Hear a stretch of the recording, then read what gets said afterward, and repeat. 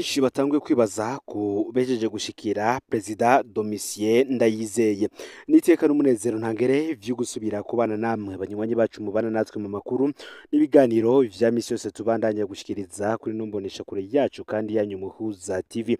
Uyu ni umwanya tugiye kubageza ko amakuru y'ibiriko biravugwa bigezweko ngaha mu gihugu c'u Burundi. Ni amakuru tuzagugaruka nini ku biriko biravugwa mu gisata ca politike. Ndabaye kazi rero aho mudukurikirana muherereye mwese, mudukurikirana muherereye mu ntara zigize ubumanuko, ubuseruko, uburaruko, uburengero, bari mu bisagara bitandukanye bigize igihugu c'u Burundi, abadukurikirana baherereye mu karere ka Afrika y'ibiyaga binini, ku mugabane wa Afrika ndetse n'abari mu makungu ya kure, mwese ndabaye kazi muri ano makuru. Mu minsi iheze nibwo vyemejwe ko Perezida Domitien Ndayizeye yarahejeje kwizerwa n'umunyamabanga mukuru w'ishiramwe ry'ibihugu bivuga ururimi rw'igifaransa Louise Mushikiwabo ngo amubere intumwa idasanzwe mu gihugu ca Haiti. Perezida Domitien Ndayizeye bikavugwa ko ari perezida wabaye umukuru w'igihugu mwiza ngaha mu gihugu c'u Burundi, kuko ngo yabaye umukuru w'igihugu w'intwari mu myaka 2 n'igice yatwaye Burundi. Ntiyigeze avugwa mu vyo kuryanisha abarundi. Ni umukuru w'igihugu yasigiye umwidegemvyo abarundi. Bikaba binazwi kandi ko Perezida Domitien Ndayizeye atarya umunwa iyo hageze ko atanga impanuro ku batwara igihugu. Perezida Ndayizeye ni umushinga ntahe ngaberewe kurungikwa ahari indyane. Ntankeka ko abanyahayiti bazomuvomamwo ubutunzi bwinshi. Benshi bamwifurije kuroranirwa mabanga mashasha yararungitswemwo na Louise Mushikiwabo, umunyarwandakazi atwara uyu muryango w'ibihugu bivuga ururimi rw'igifaransa francophonie. Bamwe bati irungikwa rya Perezida Domitien Ndayizeye ryo barigiye kuzana umwizero ko igihugu c'u Burundi ndetse n'igihugu c'u Rwanda vyo bigiye gusubira kurabana ryiza. Bamwe bati ese ibejeje gushikira Domitien Ndayizeye vyoba bigiye kuzana akayikunguko ku gihugu c'u Burundi ndetse n'igihugu c'u Rwanda. Vyose nimuze gucikanwa n'ivyo tugiye kugaruka ko, kuko hari ivyatangajwe n'abahinga mu vya politike ndetse n'abandi benshi bakurikiranira hafi ivya politike yo mu karere k'ibiyaga binini. Ufyonde subscribe canke sabone niba utari wafyonda ko kugira ngo utojucikanwa n'abo dushikiriza, usangiza no makuru bagenza aho bari hose kugira ngo nabo baje baraba mu bambere bashikirwa nabiriko biravugwa bigezweko ngaha mu gihugu c'u Burundi, hanze imbere z'igihugu c'u Burundi ndetse no mu muryango no ngaha no mu makungu ya kure. Ndabaye kaze muri ano makuru. Perezida Domitien Ndayizeye yahoze arongoye Burundi yaraganywe kuba intumwa idasanzwe y'umunyarwandakazi Louise Mushikiwabo mu gihugu ca Haiti. Umunyamabanga mukuru w'ishiramwe ry'ibihugu bivuga ururimi rw'igifaransa OEF Louise Mushikiwabo yaganye Domitien Ndayizeye kuba intumwa idasanzwe muri Haiti. Iryo shirahamwe ryabimenyeshejwe mu itangazo ryashizwe ahabona mu minsi iheze ku igenekerezo y'indwi gitugutu y'umwaka w'ibihumbi 2024. Ivyo vyabaye kandi mu gihe hari habaye inama igira 19 y'ishiramwe ry'ibihugu bivuga ururimi rw'igifaransa francophonie, yabaye kuva ku igenekerezo ya 4 gushika ku igenekerezo ya 5 gitugutu, yahuje abakuru b'ibihugu n'amareta bishimye ukuntu bagiye gukomeza iryo shiramwe babicishije mu biganiro. Iryo genwa rikaba ryarabaye mu ntumbero yo kugaragaza utwigoro iryo shiramwe n'umunyamabanga mukuru waryo bakoze mu bijanye n'umutekano hamwe no gusubiza igihugu ca Haiti mu nzira ya demokrasi. Ico gihugu kikaba ari umunyamuryango wa OEF akomeye cyane nk'uko iryo shiramwe ryabimenyesheje. Intumwa idasanzwe rero y'umunyamabanga mukuru ijejwe gukurikirana ko ibintu vyifashe muri Haiti izokorana n'abategetsi n'inzego z'imfatakibanza mu butegetsi bw'ico gihugu hamwe n'abanyepolitike co kimwe n'amashirahamwe adakiranira ivyicaro vya politike muri Haiti. Uyo nta wundi akaba ari Perezida Domitien Ndayizeye. Sabo gusa bakorera muri ico gihugu azokorana nabo, kuko Perezida Domitien Ndayizeye azokorana n'izindi ntumwa z'amashirahamwe mpuzamakungu harimwo ishirahamwe ONU iriko ikora ibishoboka vyose kugira ngo utwigoro turiko turakorwa n'umunyamabanga mukuru wa OEF haba mu vya politike canke ubuhinga.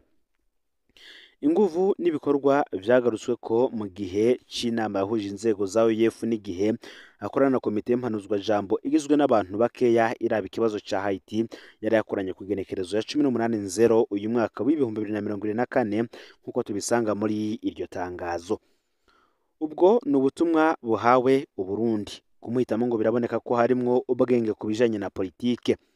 Butiko bwanje ako nakama ko kwibutsa ko ivyo bihugu bibanye bitegerezwa kunywana, niko vyavuzwe n'umumenyesha makuru akomeye cyane ngaha ku mugabane wa Afurika ariko akurikirana hafi ivya politike yo mu karere ka Afurika y'ubuseruko. Ibintu rero biratera biyangara mu gihugu ca Haiti. Muri ruheshi uyu mwaka abahinga ba ONU bakavuga ko ubwicanyi bw'abitwaje ibigwanisho bwahungabanije inzego kugeza aho abantu bateshejwe izabo bashika 578,074 bagahungira mu gihugu hagati, aho ni muri uyu mwaka w'ibihumbi 2024. Abagore barenga 310,000 n'abana nyene barenga 180,000 ni ukuvuga ko ari abahunze mu mwaka w'ibihumbi 2022 bikuvye inshuro zibiri. Ivyo bituma ico gihugu kiba ica mbere kw'isi gifise impunzi nyinshi kubera ubwicanyi. Ishirahamwe Francophonie irimwo ibihugu n'amareta 93 ndetse bamwe bakaba bayita Petit du Organisation Nations Unies, abanywanyi 56, ibihugu binywanyi 5 ndetse n'ibindi 32 vy'indorerezi.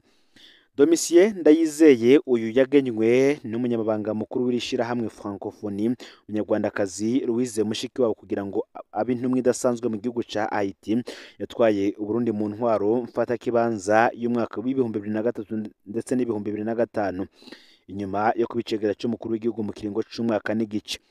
Yarahagaritswe mu mwaka w'ibihumbi 2006 arapfunganwa na Alphonse Kadege yahoze ari icegera ciwe babesheje ko bashatse gutembagaza ubutegetsi. Bace rero bezwe ku genekerezo ya 15/0 umwaka w'ibihumbi 2007. Iyi ncabwege kandi Domitien Ndayizeye yaragerageje kunywanisha abahutu n'abatutsi mu kiringo c'imyaka 2 n'igice yamaze mu ntwaro. Ivyago vyabaye atwara n'igandagurwa ry'abanyamurenge b'impunzi, aho umuhari w'abarundi b'abahutu witwaje ibigwanisho batikiza abantu 166 mu Gatumba bari basanzwe barahahungiye bava muri Kongo mu mwaka w'ibihumbi 2004. Ico gitero citiriwe aba FNL, umuhari ugizwe n'abahutu b'abarundi bitwaje ibigwanisho wagwanya leta ico gihe. Nimugihe kandi irigenwa rya Perezida Domitien Ndayizeye n'ubundi ryakejwe n'umukuru w'igihugu c'u Burundi nyene cyo Varisito Ndayishimiye. Ku rubuga rwe rwa X canke se rwahoze rwitwa Twitter yakeje Ndayizeye agira ati: igenwa ry'uwahoze arongoye Burundi Domitien Ndayizeye kuba intumwa idasanzwe ya Louise Mushikiwabo gukurikirana ivyo muri Haiti vyabaye akaryo keza ko kumukeza nivuye inyuma. Ese ubwitonzi bw'uwo mwana w'igihugu cacu bwomufasha gushikana ubutumwa bwe kwihangiro, niko Perezida Evariste Ndayishimiye yanditse ku rubuga rwe rwa X cyangwa se rwahoze rwitwa Twitter. Bamwe bakavuga ko Perezida Domitien Ndayizeye atari ivyo gufasha mu gihugu ca Haiti gusa azokora, kuko n'ubundi ashobora kuzokwifashishwa mu guhuza igihugu c'u Burundi ndetse n'igihugu c'u Rwanda kuri za njyane zimaze imyaka zibonekeza kugira ngo zitorerwe inyishu. Mbere ko vyanavuzwe ko muri uyu mwaka w'ibihumbi 2024 ukwezi kw'icumi aribwo hashobora kuzoba inama ihuza abanyepolitike bose baturutse muri ibihugu vyompi, cane cane abashikiranganje b'imigenderanire n'ayandi makungu b'ibi bihugu kugira ngo barabe ingene iki kibazo c'iyugarwa ry'imbibe hagati y'ibihugu vyompi cotorerwa umuti.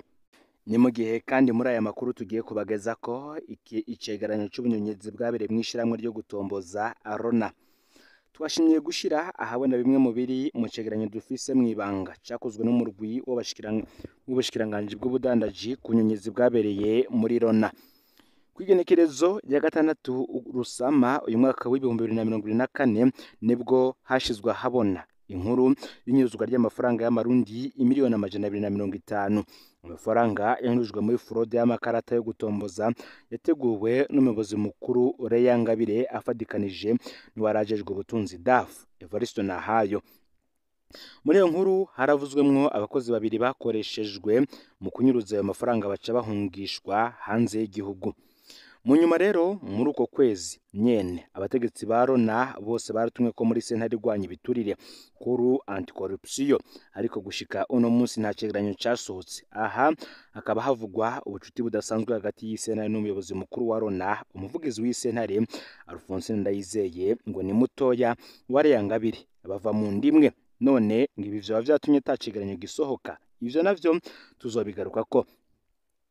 Umurwi uvuye mu bushikiranganji bw'ubudandaji waraje gukora amatohoza kuri ubwo busuma. Uwo murwi uheruka gusohora icegeranyo naho batoreye kuko umuyobozi mukuru wa Rona yari yahungishije abakozi bamwe bamwe, harimwo ububiko urufunguzo rw'ahari ububiko bw'amakarata, kuko abagize uwo murwi barinze baheza amatohoza batemerewe guhonyoza ikirenge aho hari amakarata nk'uko tubisanga muri ico cegeranyo. Ni icegeranyo c'impapuro nyinshi tuzocisha hano cose. Twacaguyemwo ibice bigaragaza ukuntu hateguwe hongera hashirwa mu ngiro ubwo busuma. Muri ico cegeranyo ku rupapuro rwa 21 ndetse n'urupapuro rwa 22 barerekana ukuntu hateguwe iryo nyuruzwa ry'amafaranga. Ica mbere agishika aho muri Rona nk'umuyobozi mukuru Reyangabire yaciye ahindura abakozi ashiraho abazomworohereza kunyuruza ayo mafaranga. Yafashe uwitwa Innocent Sibomana mugira icegera c'umunyabigega mu gihe atavyo yigiye. Innocent yari yarize informatique de télécommunication niveau AD. Ivyo vyarateye amakenga benshi kuko aho muri Rona hari abakozi bashika 6 bize ibijanye na comptabilité. Ica kabiri Innocent Sibomana kandi yabana mu nzu imwe na Fiston Ndayininahaze yari contrôle de premier niveau. Abo bose uko ari babiri barahungishijwe igihugu inyuma yo kunyuruza ayo mafaranga nk'uko vyacishijwe ku rubuga rwa King Murundi rwa X canke se rwavuze rwitwa Twitter. Mu guhungisha rero abo bakozi bamufashije kunyuruza ayo mafaranga, Reyangabire yabahaye amakonje y'imisi myinshi kugira bace basohoka igihugu, vyitwe ko bataye akazi nk'uko biboneka ku mpapuro baherewe ko ayo makonji. Ubugenduzi bw'ubudandaji bukaba bwemeza ko umuyobozi mukuru n'ubujejwe ubutunzi bazi neza ibijanye n'inyuruzwa ry'ayo mafaranga, kuko amafaranga yinjira nayo sohoka baba bayazi. Ikibazo kigoma kigaruka n'ukuntu baretse warajejwe ubutunzi agatanga imeo kugira ngo ahunge kuzobazwa aya mafaranga, kandi vyamaze kugaragara ko abifisemwo uruhara. Uyu murwi kandi ukagumana ikibazo kigoma kigaruka n'ukuntu baretse warajejwe ubutunzi. Bati none ayo mafaranga azorihwa nande? Ese umuyobozi mukuru azoyariha? Uwo yarajejwe ubutunzi azoyariha canke dosiye izoherera aho nyene? Ni mu gihe kuri no mbonesha kure yacu kandi yanyu Muhuza TV tugiye kubananya tubashikiriza vyinshi kubiri muri ico cegeranyo dufise mwibanga. Hakaba kandi hari ikibazo kiriko kirabazwa umushikiranganji w'abakozi n'akazi. Ati ni gute bigenda gute ngo umukozi wa leta w'umwarimu asanga yahembwe imiliyoni amajana kuri konte yiwe? Ni mu gihe hari abarimu basanze bahembwe imiliyoni 700, imiliyoni 500, hari n'abasanze ko imiliyoni 400 mu nyuma konte baca barazibroka. Bati ni ikibazo ca logiciel canke n'ubundi bunyonyezi. Ngo nimba ari ikibazo ca logiciel nta kuntu mwoyifuta mukayibagira kugira mutanguze inshasha. Ese bikunda mworondera uwundi mufonctionnaire kugira kuko ivyo bintu bizosiga igihugu habi? Iki ni ikibazo kimaze kuvuga kenshi, naho insiguro umushikiranganje aheruka gutanga mu nama nshinga amateka zitarimwo umuco ukwiye. Ivyo inkuru navyo tukaza kubageza ko mu mwanya uri imbere. Vyonde subscribe canke sabone niba utari wafyina kugira ngo tucikanwe nadushikiriza usangize no makuru bagenza aho bari hose kugira ngo nabo bajira baraba mu bambere bashikirwa nabiriko biravugwa bigezwe ko ngaha mu gihugu c'u Burundi, hanze y'imbezi igihugu c'u Burundi ndetse no makungu ya kure. No Muhuza TV, Imana iba hezagire.